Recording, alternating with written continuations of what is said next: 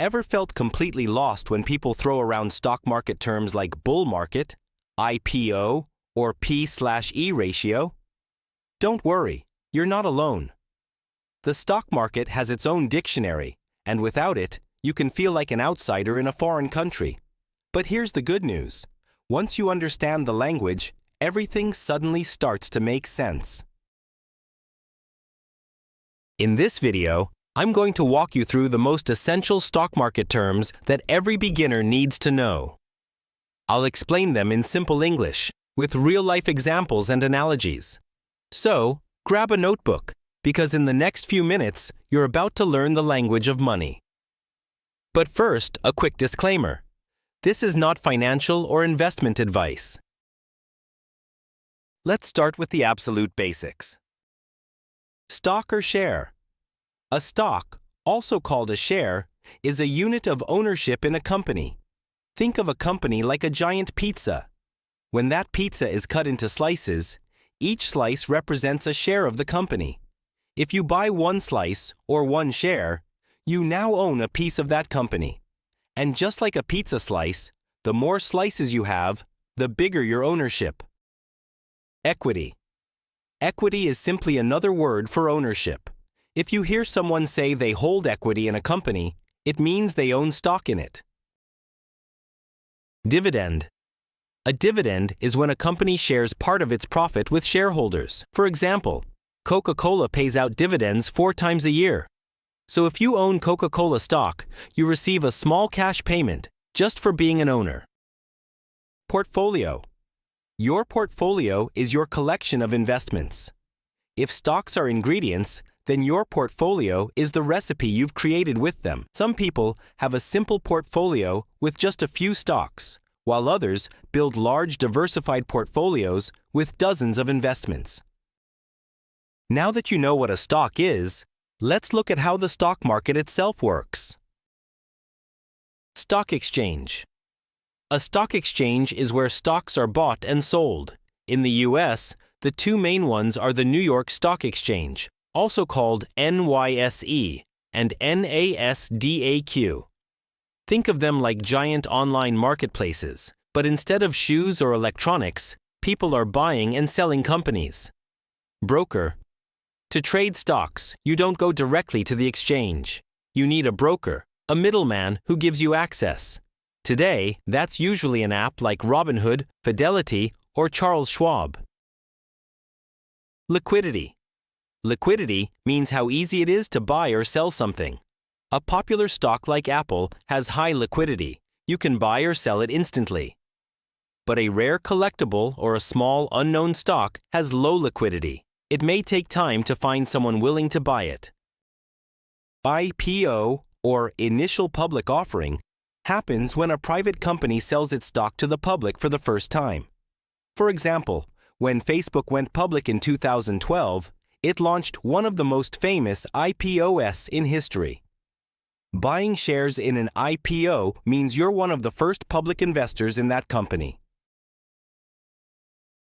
Next, let's talk about how stock prices move. Bull market. A bull market is when prices are rising, investors are optimistic, and confidence is high. Think of a charging bull moving upward. That's the symbol of growth. Bear market. A bear market is the opposite. Prices are falling, confidence is low, and investors are fearful. A bear swipes its paw downward, symbolizing falling prices. Volatility. Volatility means how much prices move up and down. A steady, slow-moving stock has low volatility. A stock that jumps 10% one day and falls 8% the next has high volatility. Think of it like a roller coaster ride. Market cap, or market capitalization is the total value of a company's stock. It's calculated by multiplying the share price by the number of shares. Apple, for example, has a market cap in the trillions, making it a giant. Small startups may have market caps in the millions, making them small-cap companies. Now let's explore the language of trading and investing strategies. Buy and hold. This is the long-term investing strategy. Buy good companies and hold them for years. Warren Buffett, one of the richest investors alive, built his fortune this way. Day trading. Day trading is a short-term strategy, buying and selling stocks within the same day to profit from price swings. It's risky, stressful, and not recommended for beginners. Market order versus limit order. A market order means you buy or sell immediately at the current price. A limit order means you set the price you want, and the trade only happens if the market reaches that level. Diversification. Diversification means spreading your money across different investments. It's the classic saying, don't put all your eggs in one basket. If one stock goes down, others can balance it out. Finally, let's go over some terms analysts and professionals use. P/E ratio, price to earnings. The P/E ratio compares a company's stock price to its earnings per share. A high P/E ratio often indicates that a stock is expensive or that investors expect significant growth. A low P/E could mean the stock is undervalued, or it might be a troubled company. EPS, earnings per share. EPS is simply the profit a company makes divided by the number of shares. Higher EPS generally means the company is more profitable. Index. An index is a group of stocks that represent a piece of the market. The S&P 500, for example, is made up of the 500 largest companies in the US. If the S&P goes up, it means most of the big companies are doing well. ETF, exchange traded fund. An ETF is like a basket of stocks you can buy with just one purchase.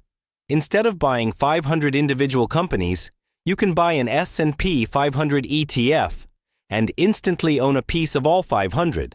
It's one of the easiest ways to diversify. You've learned 20 of the most essential stock market terms. So, if you found this video helpful, don't forget to like it. Share your thoughts in the comments and subscribe for more content. Thank you.